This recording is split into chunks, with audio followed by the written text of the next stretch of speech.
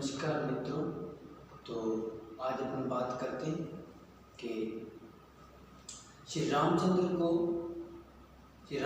जी होते हैं, वो माता कैकेयी के हाथ से वर मांग दशरथ माता कैकेयी वर मांगती है दशरथ से, और फिर वो 14 वर्ष वनवास चले जाते हैं। तो आपको हम बताते चले मित्रों कि श्री विष्णु भगवान होते हैं,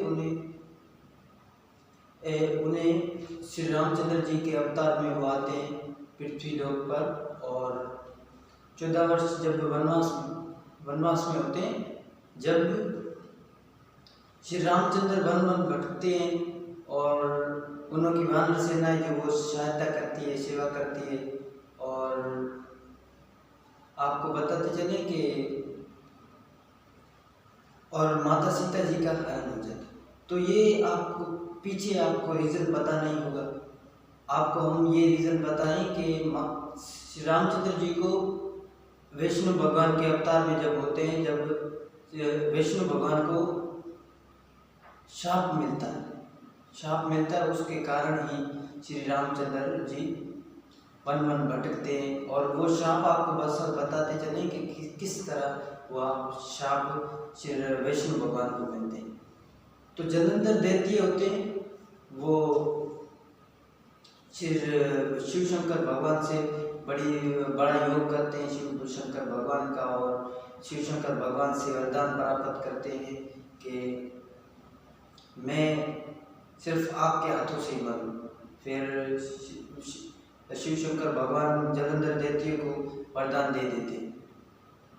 और आपको ये बताते चले कि जलंधर जो होते हैं वो समुद्र के पुत्र होते हैं।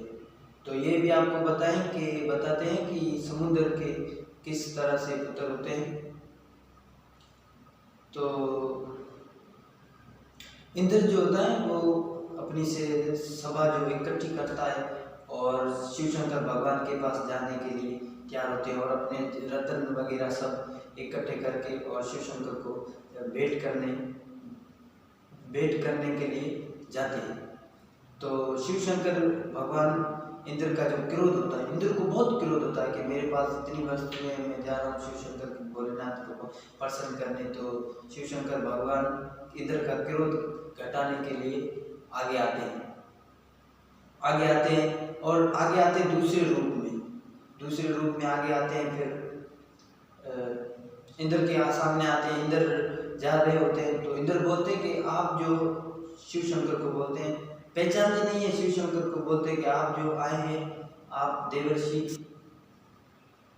आप मुझे लग रहा है कि आप शिव शंकर भोलेनाथ के उधर से आए हैं कैलाश से, और आप हमें बताएं कि शिव शंकर कैलाश में बैठे हुए हैं या कहीं घूमने वगैरह के लिए चले गए।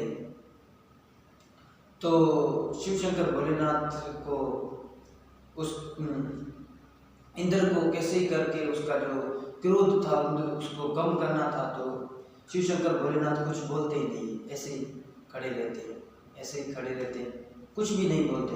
कोई भी व्यक्ति आप उसको एक मरतबा बोलोगे, 2 मरतबा बोलोगे, 3 मरतबा बोलोगे, तो आप 2-3 मरतबा बोलोगे, वो आपको कुछ रिप्लाई नहीं देगा, जवाब नहीं देगा। आपको जाहिर सी बात है गुस्सा तो आएगा। तो इंद्र को भी गुस्सा आता है।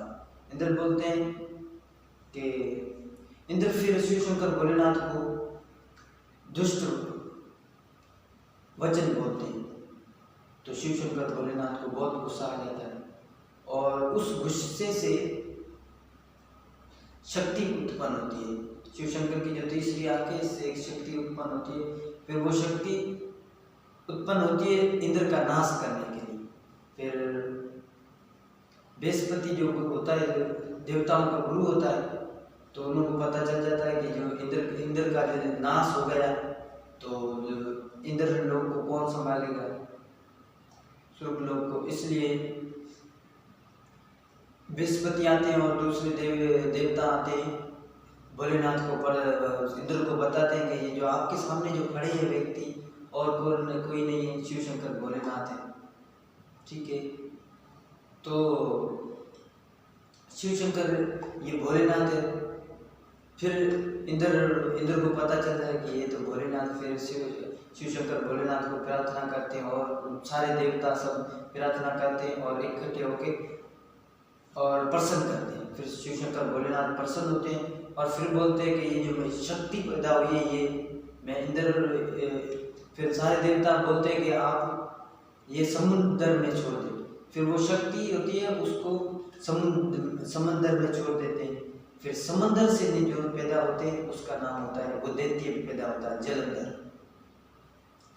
जलंधर तो पैदा हो गए। फिर जलंधर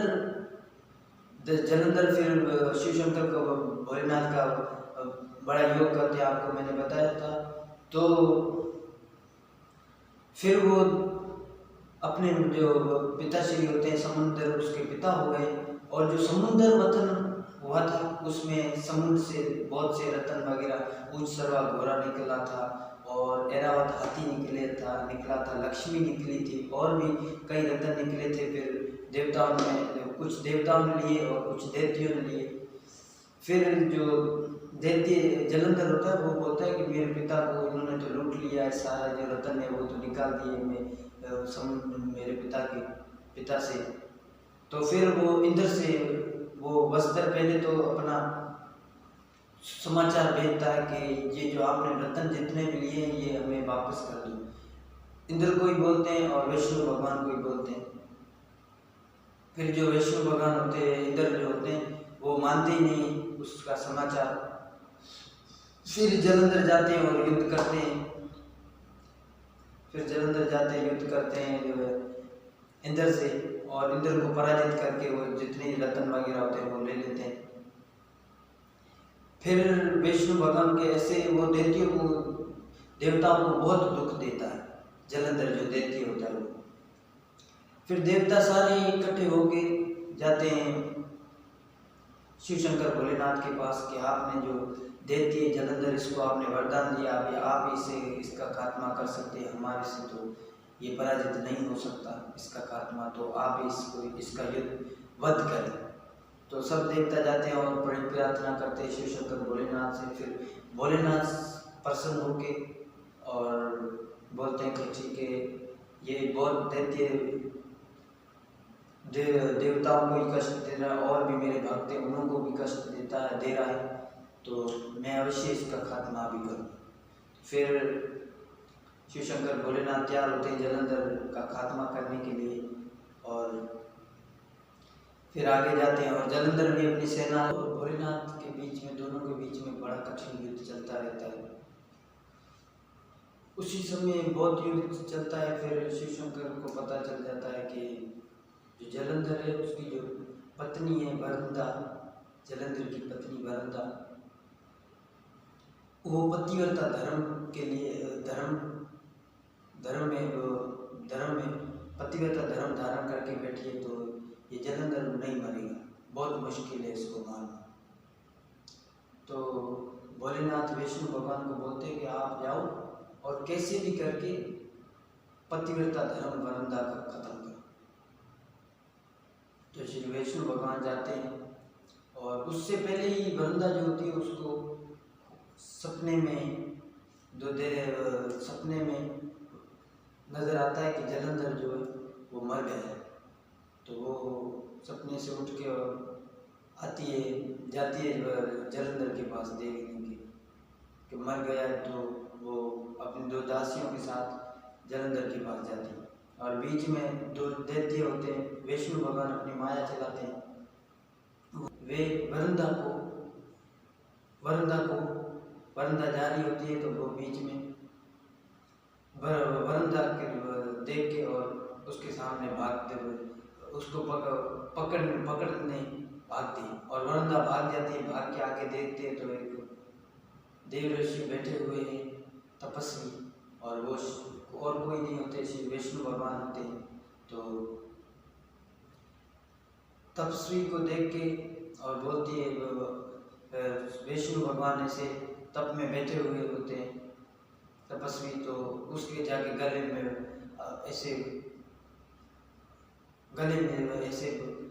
से पकड़ लेती है। तो जो जो दैत्य पीछे आ रहे होते हैं वो बोलती है, वो ऐसे शिव विष्णु भगवान अपने ध्यान में बैठे हुए थे, वो तपस्वी, तो वो ऐसे हाहाकार करते हैं, तो उससे वो दैत्य दोनों भाग जाते हैं।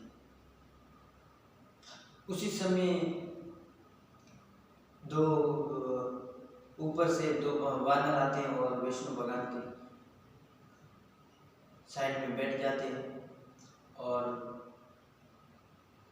उसी समय अपनी माया रचाते हैं और जो वानर दैत्य वानर जो बंदर होते हैं वो गुम हो जाते हैं और फिर से आते हैं और फिर से आके साइड में बैठ जाते हैं और उन्हों के हाथ में थाल होता है। थाल में देखते हैं तो जलंधर का मुख और उसके जिस्म के हिस्से पड़े हुए हैं। तो वरुणा देखते ही गिर पड़ती है और फिर विष्णु भगवान उसके ऊपर पानी छिड़के और उसे होश में लाते हैं। वो देखकर जो वरुणा होती है वो बोलती है कि मेरी इन दैत्यों से भी इस तपस्वी ने रक्षा की थी, अभी ये मैं इससे प्रार्थना करूंगी तो मेरे पति देव को भी जीवित कर देंगे। तो ऐसा करके वो जलंधर की पत्नी विष्णु तपस्वी और कोई नहीं होता, विष्णु भगवान होते, तो उनसे तब प्रार्थना करती है कि हे तपस्वी, आप मेरे पति देव को जीवित कर दें। तो विष्णु भगवान क्या करते हैं, अंतर ध्यान होके और जो वो जिस्म जलंधर का पड़ा हुआ होता है उसमें प्रवेश कर लेते हैं। फिर जलंधर उठ खड़े हो जाते हैं और अपने पत्नी को गले में लगाते हैं और अपने राजमहल में जाते हैं। उसी समय दोनों में संभोग होता है और उसी समय जो वरुणा होती है उसका पतिव्रत धर्म खत्म हो जाता है। तो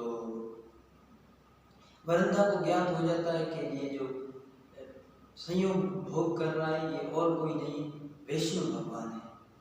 तो वो विष्णु भगवान को शाप देती है कि आपको कि जो दैत्य होते हैं दो, पहले जो वरुणा को पीछे भागते हैं वो दैत्य दो दैत्य होते हैं, वो आपकी पत्नी को भगा के लेके जाएंगे, वो सीता को भगा के लेके जाता है रावण, और ये जो वानर है ये आपकी सेवा करेंगे और आप वन वन भटकोगे।